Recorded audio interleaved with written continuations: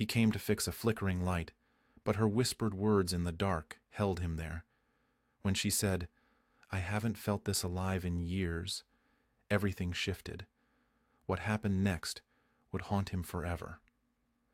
My name is Beckett Langford, and at 23, I was navigating the uncertain waters of early adulthood in Riverton, a sleepy suburb on the fringes of Portland, Oregon, where the endless rain blurred the lines between days and the evergreen forests seemed to swallow any ambition before it could take root.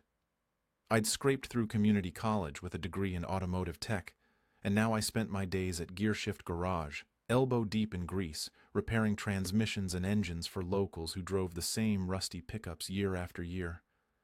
It wasn't the life I'd dreamed of as a kid. Back then, I imagined myself racing cars or building something groundbreaking. But it kept the roof over my head in my cramped apartment on Elmwood Lane, and it gave me a sense of purpose, even if it felt temporary. That summer, though, a restlessness had settled in me, like I was waiting for a sign to shake things up, and little did I know, it would come in the most unexpected form. It was a sodden Friday evening in late June when everything began to shift. My old friend Finley Hargrove had texted me earlier that day, suggesting a casual hangout at his place to escape the monotony. Finley and I went way back to high school days, bonded over late-night video games and shared complaints about dead-end jobs. He was the optimist of our duo, always spinning tales that made even the dreariest nights feel alive. His house sat on Cedar Hollow Drive, a winding street flanked by weathered craftsman homes with sagging porches and overgrown yards that backed onto a misty wooded park. The neighborhood had that timeless quiet, where the sound of rain on rooftops drowned out the world, and neighbors exchanged nods but rarely words. I pulled up around 7, my truck's wipers slapping against the relentless downpour as I dashed to the door, jacket pulled tight over my head. Finley greeted me with his trademark grin, pulling me inside with a firm handshake that turned into a backslap. "Beckett, you made it through the flood. Come on, I've got the console fired up." We settled into the living room, a warm nook with deep leather couches that sagged in the middle, bookshelves overflowing with paperbacks and knickknacks, and the subtle aroma of lavender from candles scattered on the side tables. We popped open sodas. Finley steered clear of anything stronger, and dove into a marathon of classic fighting games, our laughter echoing off the walls as we traded jabs and victories. As the hours ticked by, the rain outside intensified, drumming a steady rhythm that lulled the evening into a comfortable haze. Finley started fading around midnight, his yawns interrupting our rematches. "Man, I'm wiped," he admitted, stretching his arms. "Got an early warehouse shift tomorrow. You good to crash here? Roads are a mess, and that truck of yours has been finicky." I agreed without hesitation. It wasn't my first overnight at his place, and the thought of navigating slick highways in the dark didn't appeal. He rummaged in the hall closet for a spare blanket and pillow, tossing them my way before heading upstairs. "Sweet dreams, bro. Don't let the house creaks freak you out," he called with a chuckle, flipping off the overhead light and leaving me bathed in the soft glow of a lone table lamp. I unfolded the couch into its bed form, the springs groaning in protest, and stripped down to my t-shirt and boxers, sliding under the covers. The blanket was soft, worn from years of use, carrying a faint scent of laundry soap that felt oddly comforting. Lying there, I stared at the exposed wooden beams on the ceiling, my mind drifting through fragments of the day, the clank of tools at work, a half-formed plan to apply for that certification program in the city, the nagging sense that life was slipping past me unnoticed. Sleep was creeping in, heavy and inevitable, when I heard the faint creak of footsteps descending the stairs. I tensed, assuming it was Finley forgetting something, but the steps were lighter, more measured, like someone careful not to disturb the night. The living room door eased open with a soft click, and there stood Isolde Beaumont, Finley's mother, framed in the dim hallway light. She was wrapped in a simple robe that fell to her knees, cinched loosely at the waist, her dark hair cascading freely over her shoulders in gentle waves that caught the lamplight like silk. In that instant, she didn't look like the familiar figure from our teenage years, the mom who'd occasionally bring us snacks during game nights. Instead, she appeared as a woman shaped by time, her presence carrying a quiet depth, with subtle lines around her eyes that hinted at both joy and sorrow endured. She was in her early 40s, I knew, though her poise made it feel irrelevant. There was a maturity in her that drew me in, a contrast to my own untested youth that suddenly felt stark. Beckett? Her voice was a hushed whisper, barely cutting through the rain's patter, as if the words themselves were fragile. I propped myself up on my elbows, the blanket pooling around my waist, a rush of self-consciousness washing over me in the exposed quiet. Mrs. Beaumont? Is something wrong? She lingered in the doorway, her fingers lightly gripping the knob, hesitation etched in her posture. Please, call me Isolde. You've been around long enough for that. She stepped fully into the room, closing the door behind her with a gentle thud that seemed to seal us in. The space felt immediately smaller, the air thicker with unspoken tension. She moved to the armchair opposite the couch, perching on its edge like she might flee at any moment, her robe shifting slightly to reveal the pale curve of her collarbone.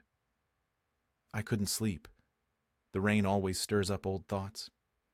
Do you mind if I sit here for a while? I nodded, adjusting the blanket higher, my pulse quickening for reasons I couldn't quite name. Of course not. It's your house. What else was there to say? She folded her hands in her lap, her gaze wandering to the window where rivulets of water traced erratic paths down the glass, mirroring the unease building inside me. We sat in that charged silence for what felt like minutes, the kind where every breath feels amplified, every shift in position loaded with meaning. Finally, she broke it. How's life treating you at the garage? Finley mentions you're quite the wizard with cars. Any plans to branch out on your own? I shrugged, caught off guard by the personal turn. It's steady work, keeps me busy. Maybe someday I'll open my own spot, but right now it's just about getting by. I paused, then ventured. And you? Nursing can't be easy, especially with those long hours. A faint smile touched her lips, but it carried a shadow, her eyes reflecting the weariness of someone who'd seen too much. It's demanding, yes. Endless shifts, patients who remind you how fragile everything is, but it gives me purpose. Her gaze locked onto mine then, holding it with an intensity that made my chest tighten. There was a vulnerability there, raw and unguarded, perhaps born from years of solitude since her husband's passing. Finley had shared bits of that story over the years, how she'd poured everything into her job and raising him, walls up against the world. Sometimes, though, she added softly, it's just nice to have a real conversation. No rush, no expectations. We eased into talking, starting with surface things, the relentless Oregon weather, how Riverton had changed with new developments creeping in, the old diner on Main Street shutting its doors after decades. But as the clock ticked onward, the dialogue deepened, layers peeling back like the rain stripping leaves from trees outside. She opened up about her hospital days, recounting a recent case of an elderly man who'd fought through illness, his resilience echoing her own unspoken battles. I found myself responding in kind, sharing my frustrations, the fear of stagnation, the pull toward something more, even if I couldn't define it. It flowed naturally, her presence drawing out parts of me I'd kept buried. The mantel clock chimed past 1, then edged toward 2, the storm outside swelling with thunder that rattled the windows. I glanced at it, a pang of practicality surfacing. You probably need some rest, I suggested, though a part of me resisted the idea of ending this unexpected connection. She leaned forward just a fraction, her robe slipping ever so slightly off one shoulder, exposing more of her skin to the lamplight's glow. Don't sleep just yet, she murmured, her tone a gentle entreaty that sent a shiver through me. Let's talk a bit longer. My heart stumbled, the air between us electric now, undeniable. I nodded, swallowing against the dryness in my throat. All right. What about? She didn't reply immediately. Instead, she rose and crossed to the couch, settling at the opposite end. near enough that I could catch the subtle floral warmth of her perfume mingling with the lavender in the room. "Tell me about your aspirations, Beckett. Not the everyday ones. The ones that keep you up at night." I hesitated, my mind racing through the implications of her closeness, the way this felt like crossing an invisible threshold. But I began, speaking of wanderlust for distant places, the vague dream of stability and connection in a world that felt increasingly isolating. She listened with rapt attention, her hand resting on the cushion mere inches from mine, her expression a blend of empathy and something deeper, more personal. As I talked, her fingers grazed my arm, accidental perhaps, but the spark it ignited was anything but. The rain hammered on, thunder rumbling like distant warnings, but inside, a different storm brewed. Isolde shared more, her voice weaving tales of her younger days, dreams deferred by life's harsh turns, the quiet ache of solitude that work only partially filled. I absorbed every word, feeling an inexplicable draw, a mirror to my own uncertainties reflected in her poised vulnerability. Time blurred, the night folding around us like a secret. Eventually, as the first hints of dawn grayed the sky behind heavy clouds, she stood, her hand withdrawing reluctantly from where it had come to rest near mine. "I should try to sleep now," she said, but her eyes lingered, saying otherwise. I agreed, though rest was far from my thoughts. At the door she turned, her silhouette soft in the dim light. "Thank you for this, Beckett." "Any time," I replied, my voice thick with unspoken emotion. She slipped out, the door latching quietly, leaving me alone with the echo of her presence and a whirlwind of confusion. This is only the beginning. You can't even imagine what she'll decide to do in a few hours. The morning after that sleepless night, I woke to the muted patter of rain still clinging to Riverton, a stubborn drizzle that painted the world in shades of gray. My body ached from the pull-out couch's uneven springs, but it was the weight of last night's conversation with Isolde that truly anchored me. Her words, the way her eyes had held mine, the fleeting warmth of her touch, they swirled in my head, vivid and disorienting, like a dream I wasn't sure I'd fully emerged from. Lying there, staring at the living room's wooden beams, I replayed every moment. Her whispered, "Don't sleep yet," the way her robe had slipped to reveal the delicate line of her collarbone, the quiet confession in her voice when she spoke of loneliness. Had I misread it all? Was it just a late-night talk, magnified by the storm and my own restless heart? I shook my head, trying to ground myself, but the questions clung like damp air. I folded the blanket with care, smoothing the couch cushions as if tidying could bring clarity. The living room looked deceptively ordinary now, bathed in the soft, filtered light of a cloudy morning. The lavender candles sat unlit on the side table, their scent lingering faintly, mixing with the musty warmth of old books lining the shelves. I pulled on my jeans and hoodie, the fabric cool against my skin, and slipped into my boots, the soles still damp from last night's dash through the rain. The hallway beckoned, narrow and lined with memories, framed photos of Finley as a scrappy kid, his grin wide and unburdened, and one of Isolde with her late husband, their wedding day frozen in time. Her smile in that picture was brighter, untouched by the years that had carved subtle lines around her eyes, lines that now spoke of resilience and quiet grief. I lingered there, my gaze tracing her younger face, wondering how much of that woman still lived in the one I'd spoken to last night. In the kitchen, the air was warm with the aroma of brewing coffee, rich and grounding. Isolde stood at the counter, pouring a stream of dark liquid into a chipped blue mug, her movements precise despite the fatigue etched into her posture. She wore navy scrubs, her hair pulled into a loose bun with a few strands escaping to frame her face, softening the edges of her exhaustion. She was in her early 40s, I guessed, though her presence carried a timeless strength that made numbers feel trivial. Her hands, steady from years of nursing, stirred sugar into her coffee with a quiet rhythm. but there was a tension in her shoulders, a guardedness that hadn't been there last night. When she turned and saw me, her eyes flickered with something, surprise maybe, or recognition, before settling into a cautious smile that didn't fully reach her gaze. "Morning, Beckett," she said, her voice low and measured like she was testing the waters. "Coffee?" "Yeah, thanks," I replied, my throat tight, the words feeling inadequate. I slid into a chair at the small oak table, its surface scratched from years of use. Meals, homework, late-night talks with Finley back when life felt simpler. She handed me a mug, her fingers brushing mine for the briefest moment, a spark that sent my pulse racing.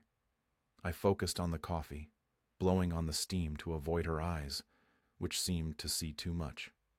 "Sleep all right?" she asked, leaning against the counter, her mug cradled in both hands like an anchor. "Better than expected," I said, forcing a half-smile. "That couch isn't as bad as it looks. You?" She shrugged, her gaze drifting to the window where the backyard glistened, wet grass bending under the weight of the drizzle. "Not much. Night shifts throw me off, and the rain doesn't help."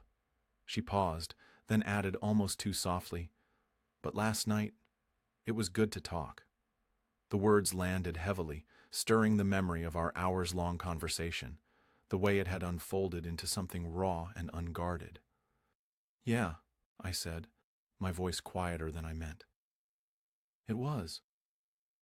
I wanted to ask what it meant to her, why she'd stayed up so late, why her hand had lingered near mine, but the words felt too big, too risky. Instead, I sipped my coffee, letting the silence stretch, a fragile thread between us. The thud of footsteps broke the moment. Finley bounding down the stairs, his hair a mess, his t-shirt wrinkled like he'd grabbed it off the floor. "Yo, Beckett, still here," he said, snatching a banana from a bowl on the counter, oblivious to the undercurrent in the room. "Thought you'd be wrenching on some carburetor by now." "Truck's been temperamental," I said quickly, the excuse feeling flimsier by the second. "Didn't want to chance it in the rain." "Smart move," he said, peeling the banana with a grin. "Mom, you at the hospital today?" Isolde nodded, rinsing her mug in the sink, her movements brisk now, like she was reining herself in. "Double shift." "Won't be back till late." Her eyes flicked to me, just for a second, and I caught a glimmer of something. Regret, maybe, or a question she wouldn't voice. "All right, I'm out of here," Finley said, grabbing his keys from a hook by the door. "Beckett, need a lift to the shop?" I glanced at Isolde, her back to us now, the dish towel twisting in her hands. "Nah, I'm good," I said, my voice steadier than I felt. "Gonna check the truck's battery before I head out. Might have gotten wet in the storm." Finley raised an eyebrow but didn't press. "Your call, man. See ya." He gave his mom a quick hug, his sneakers squeaking on the floor as he left, the front door slamming behind him. The house fell quiet again, the kind of quiet that amplifies every small sound, the drip of the faucet, the hum of the fridge, the faint creak of the floorboards under Isolde's feet as she turned to face me. "You don't have to stay," she said, her tone carefully neutral, but her eyes searched mine, probing for intent. "Your truck's probably fine." "Probably," I admitted, standing to rinse my mug, stepping closer to the sink, closer to her. The air shifted, heavy with the same unspoken tension from last night. "But I'm not in a hurry." The words felt bold, almost reckless, but I couldn't take them back. She held my gaze for a moment, then looked away, her fingers tightening on the towel. "Well, if you're here," she said, her voice softening, "there's something you could help with." "The bathroom light upstairs, it's been flickering for weeks. Finley keeps saying he'll fix it, but—" She trailed off, a small smile tugging at her lips, almost playful but tinged with something deeper. "Got it," I said, seizing the excuse to stay. "I've got tools in the truck. Let me take a look." She led me upstairs, her steps light on the creaky staircase, the hem of her scrubs brushing her calves. The bathroom was small, its faded blue tiles catching the dim light from the flickering bulb above the sink. I retrieved my toolbox from the truck, the rain cold against my face as I jogged back and set to work, unscrewing the fixture with practiced ease. Isolde leaned against the doorframe, watching, her arms crossed, one hip resting against the wood. Her presence was a quiet pressure, not intrusive but impossible to ignore, her eyes following my hands as I worked. "You're good at this," she said after a while, her voice breaking the hum of my focus. "Ever think about making it more than a job? Your own shop, maybe?" I paused, screwdriver in hand, glancing at her. "Sometimes. It's honest work. Keeps my hands busy. But I wonder if it's enough, you know? Like, is this all I'm meant for?" The admission slipped out, raw and unguarded, surprising even me. She nodded, her expression softening, her eyes reflecting a shared understanding. "I know that feeling. After my husband passed, I threw myself into nursing. It was something to hold on to, a way to keep moving. But sometimes I wonder if I'm just marking time." Her honesty disarmed me, peeling back another layer of the woman I thought I knew. I set the screwdriver down, turning to face her fully, the small bathroom closing in around us. "What would you do if you weren't marking time?" I asked, my voice low, the question heavier than I intended. Her gaze met mine, steady and unguarded, her breath catching just slightly. "I don't know," she said, her voice barely above a whisper.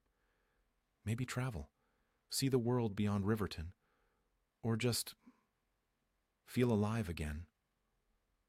The last words were fragile, like a confession she hadn't meant to share. I stepped closer, drawn by her words, by the vulnerability in her eyes. The air was warm, thick with the scent of her soap and the faint metallic tang of my tools. "You deserve that," I said, my voice rough with sincerity. "To feel alive." She didn't look away, but her lips parted, a faint tremor in her breath.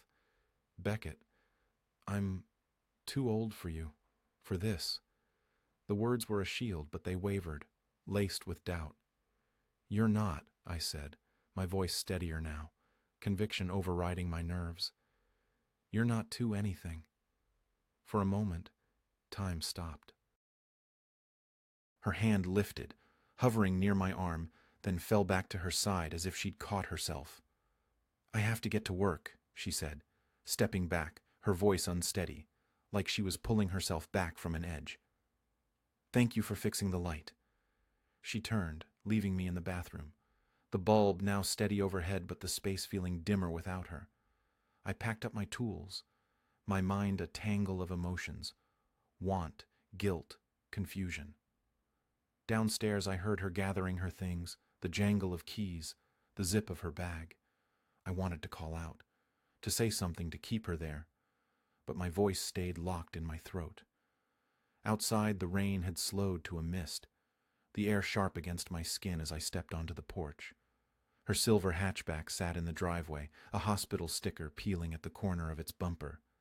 She emerged, her bag slung over her shoulder, pausing when she saw me by my truck. "Beckett," she called, her voice carrying across the damp yard, soft but clear. "If you're ever around, the door's open."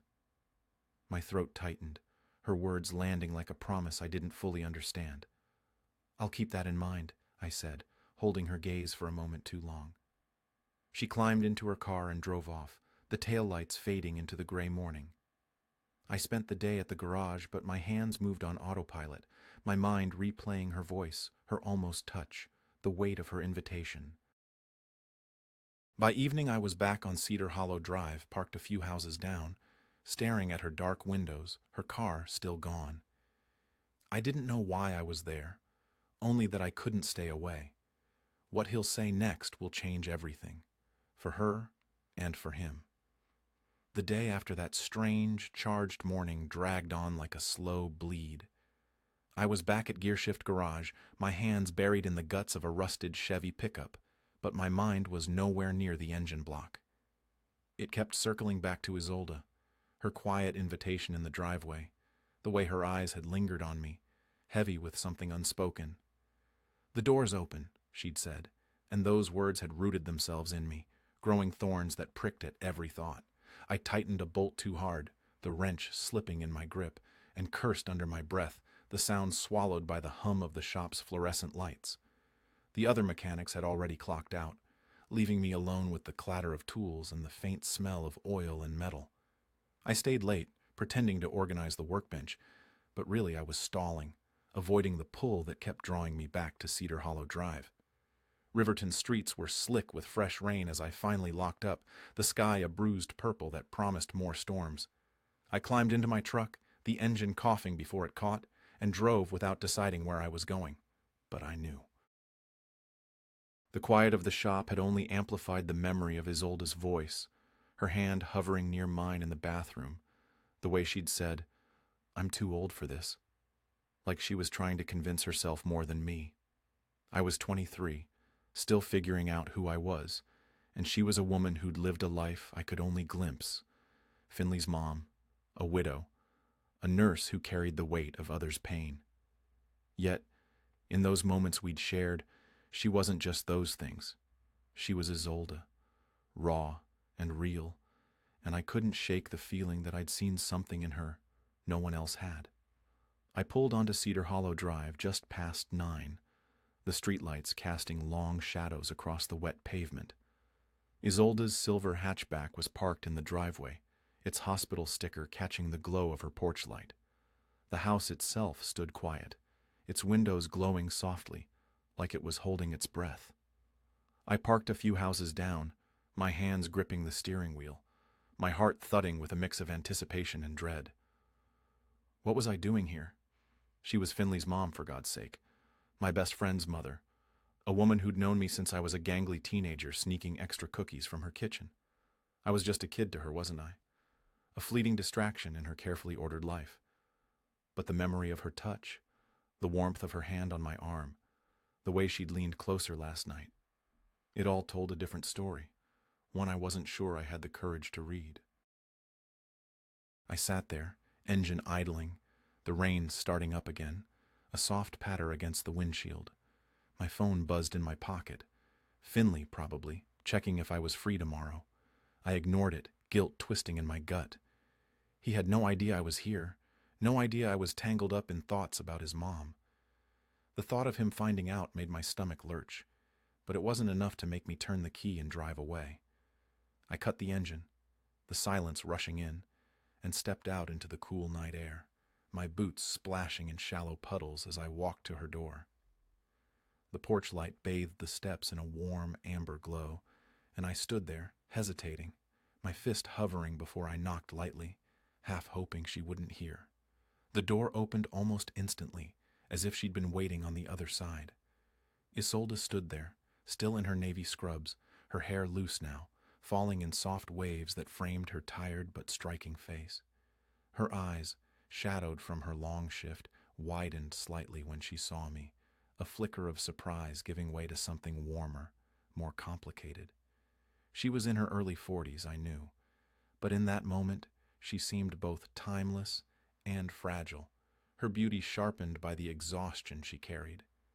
"Beckett," she said, her voice a blend of warmth and wariness, like she was bracing for what my presence might mean. "You're back." "Yeah," I said, shoving my hands into my jacket pockets, my voice rougher than I intended. "I was nearby. Thought I'd see if you needed anything." The excuse sounded weak, transparent, but her lips curved into a small, knowing smile, like she saw right through it. "Come in," she said, stepping aside, her hand lingering on the doorframe. "It's too wet to stand out there."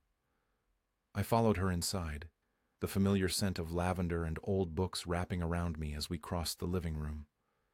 The pull-out couch was still neatly made, a silent reminder of last night's conversation, the hours we'd spent unraveling pieces of ourselves. She led me to the kitchen, where a kettle sat on the stove, its faint steam curling into the air. "Tea?"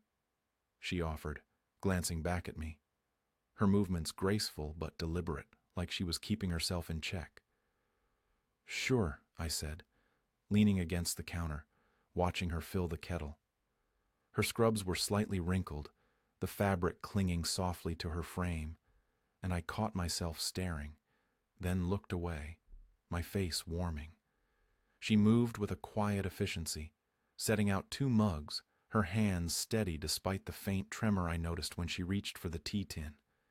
She was beautiful, not in the polished way of magazine covers, but in the way that comes from living, lines etched by laughter and loss, eyes that held stories I wanted to hear. We sat at the oak table, the same one where Finley and I had once scribbled math homework, now holding our steaming mugs. The silence between us wasn't uncomfortable, but it was loaded, every glance and pause carrying weight. "Rough day at the hospital?" I asked, my voice breaking the quiet, needing something to anchor the moment. She nodded, her fingers tracing the handle of her mug, her gaze fixed on the steam rising from it. "Long one. A teenager came in tonight, car accident. He's stable now, but it's heavy, seeing kids like that, knowing how fast life can change." Her voice was soft, tinged with a weariness that went beyond physical fatigue. "It makes you think about what really matters, you know?" "Yeah," I said, my throat tight. "Must take a lot out of you, carrying that every day." "It does," she admitted, her eyes lifting to meet mine, holding them with an intensity that made my chest ache. "But you keep going. You have to." She paused, then asked, "What about you, Beckett? Why are you really here?" The question hit like a stone, direct and unyielding. I opened my mouth, then closed it, my pulse hammering. "I don't know," I said finally, the honesty spilling out before I could stop it. "I couldn't stop thinking about you, about last night. It meant something to me." Her breath caught, and for a moment she looked younger, unguarded, like the weight of her years had slipped away. "Beckett," she said, her voice barely audible. "This isn't right. I'm Finley's mother. I'm too old for you." The words stung, not because they were cruel, but because they were so raw, so full of conflict. "You keep saying that," I said, leaning forward, my voice low but firm. "But I don't see you that way. I see you, Isolde, the way you listen, the way you care, the way you've kept going through everything. That's not too old. That's everything." Her eyes widened, glistening in the dim light, and for a moment, neither of us spoke. The kettle's faint hiss filled the silence, a reminder of the world outside our bubble. Slowly, she reached across the table, her hand resting on mine, her touch warm and trembling. "You don't know what that means to hear," she whispered. "But it's complicated. I have a son your age, a life that doesn't have room for this." I turned my hand, my fingers lacing with hers, holding on like it was the only thing keeping me steady. "Then why am I here?"